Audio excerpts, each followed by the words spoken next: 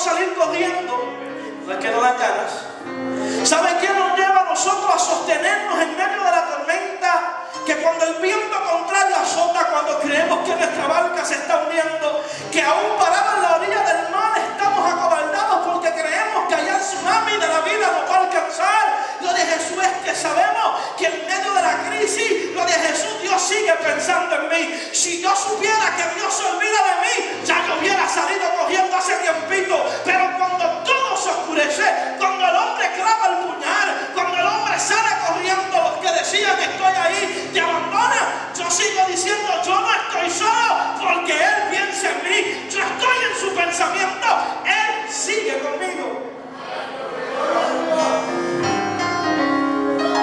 Y el mismo profeta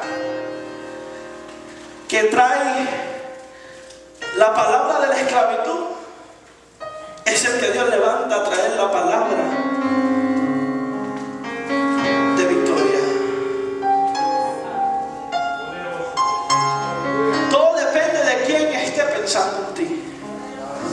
El pensamiento se limita al pensador. Si tu mentalidad no es muy creativa, pues tus pensamientos van a ser más limitados. Si tú eres una persona con una imaginación, pues tus pensamientos se van más allá con tu imaginación. Y tendríamos que entonces mirar nuestra bendición o balancear nuestra bendición de acuerdo a la persona que esté pensando en mí. Pero cuando Jehová me dice que Él está pensando en mí, cuando otros ni quieren acordarse de mi nombre, pues entonces yo pongo en la balanza. Dios no tiene límites. Su mentalidad es lo más creativo que puede existir en el mundo entero. Crear un ser humano con órganos en el interior, con una mano, con 5 dedos, todos diferentes. Le aseguro que de otra forma no funcionara como funciona. Darnos 2 pies con 5 dedos, 2 ojos, una nariz, una boca. Hay que ser creativo.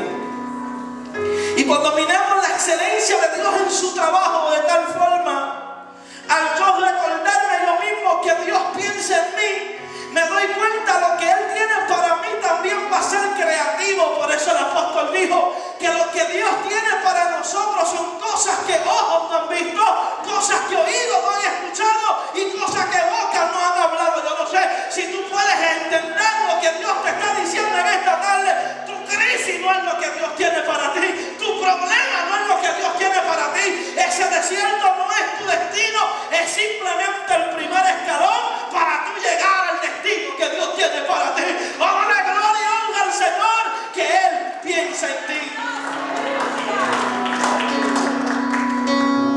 Y comienza el apoyo al pueblo.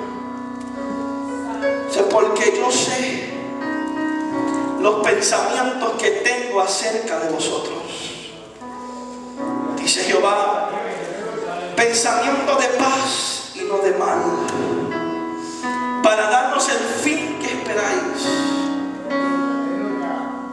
Pero como todas las promesas de Dios son condicionales,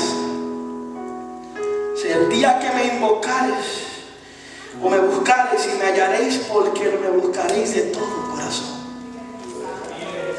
Hay personas en necesidad de un avivamiento personal. Hay personas que su lámpara ha comenzado a dar lo último que tiene.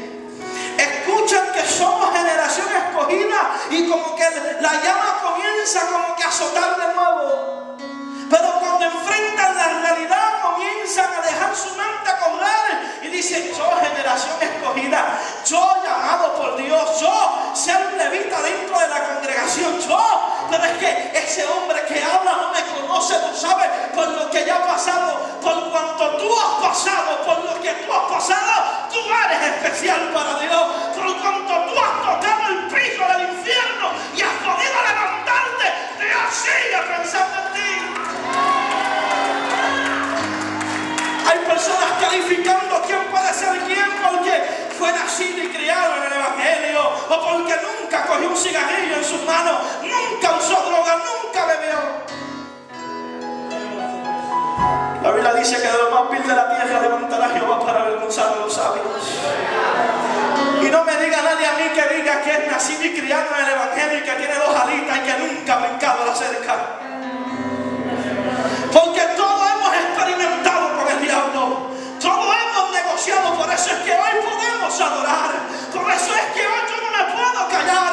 Porque cuando pensé que no había solución, cuando pensé que lo prometido se había acabado, la luz de Jehová alumbró en mi vida y me dijo: yo pienso en ti, yo no me he olvidado de ti, yo todavía te sostengo. Yo no sé cuánto tiempo tú llevas en esclavitud y no te estoy preguntando eso. Yo no sé cuánto tiempo tú llevas en tu crisis, llevas en tu problema, cuánto tiempo te sientes que te ahogas por las circunstancias de la vida. El pueblo llevaba 70 años esclavizado. 70 años esclavizados. Donde Dios no simplemente dijo que se iban a esclavizar, sino que le dio un tiempo determinado. 70 años. Yo me imagino cuántas veces las personas que estaban esclavizados decían: vamos por los 60 años. Dios se olvidó.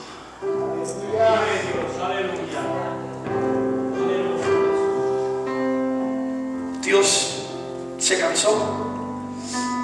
Por 70 años el pueblo no escuchó una palabra de victoria.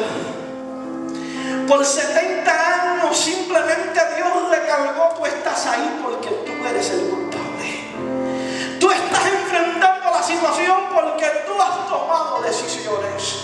Lamentablemente hay una ola de engaño que se ha levantado en nuestro tiempo, donde las personas quieren justificar sus errores diciendo: bueno, como en todo hay un propósito, pues entonces hay un propósito que yo deje a Dios, hay un propósito que yo abandone mi casa, hay un propósito porque como nada acontece sin que Dios lo permita, pues quiere decir que Dios está permitiendo que yo siga viviendo una vida de pecado, mentiras del diablo. La voluntad de Dios es que todos procedan al arrepentimiento para que todos sean salvos. Si tú has tomado la decisión de darle la espalda a Dios, esa es tu voluntad. La voluntad de Dios es una y es la divina, que todo el mundo sea salvo, que el propósito en tu vida sea desarrollado. No, pero Dios hace todas las cosas.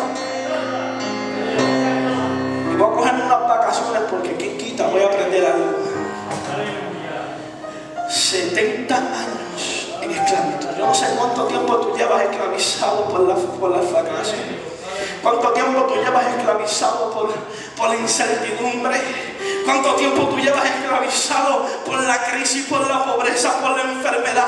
Gloria a Jesús, aleluya. Yo no sé cuánto tiempo los problemas familiares te tienen esclavizado. No sé cuánto tiempo tus hijos, el sufrimiento por tus hijos te llevan esclavizado. Yo no sé cuánto tiempo el sufrimiento por tu ministerio te lleva esclavizado. Yo no vengo a determinar cuál es la causa.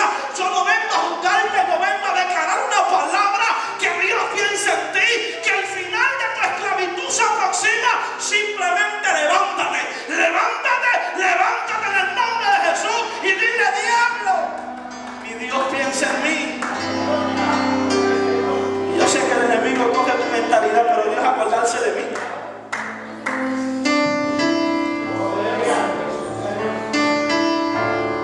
Pastor, usted no se imagina las cosas que yo he hecho en mi vida.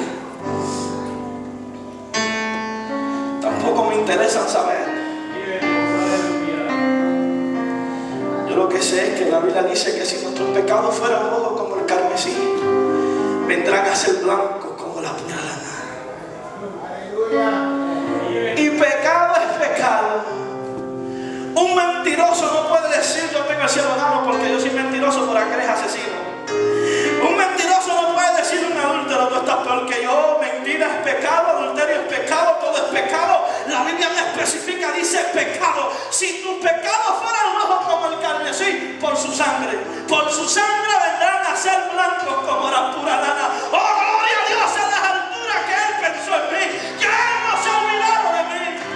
Probablemente el problema hoy estoy viendo todo oscuro, las cosas siguen apretando, las cosas no cambian.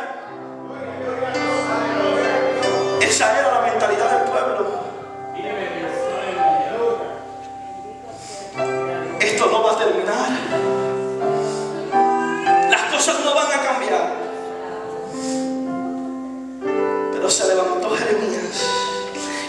cuando recibimos una palabra de esperanza. Qué lindo es que cuando estamos en nuestra recámara y estamos ahí llorando y pidiéndole a Dios y sentimos que todo se acaba, recibimos una llamada, una carta, alguien viene y se acerca y te da una palabra de esperanza, como que tú dices: wow, yo volví a nacer, volví a vivir, me ha devolvido la vida, la alegría. Es lo que yo quiero que tú recibas en esta tarde, que tú vuelvas a tomar posesión de tu vida, que tú tomes posesión de tu herencia, es tuya. La esclavitud no determina quién tú eres, lo que determina quiénes somos es que Dios ha pensado en nosotros. Dios te mira como la obra terminada. Lo único que hay que aprender a ser sincero con Dios. Y usamos una anécdota en otras ocasiones. En cierto momento un rey estaba buscando un novio para su hija y tiraron un edicto en todo su reinado: estamos buscando a alguien, a un hombre que demuestre que sea capaz de casarse con la hija del rey.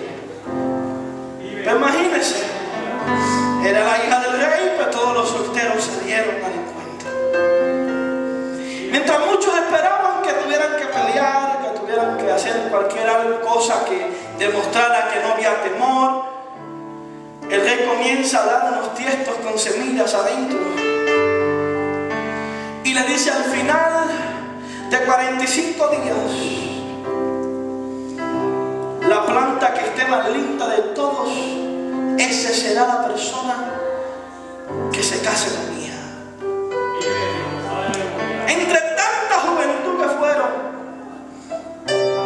había un joven que siguió echándole agua al tiesto y le decía a su mamá: la semilla no crece. Llegó el momento más esperado de todos, de enfrentarse al rey, y él decía: yo no voy.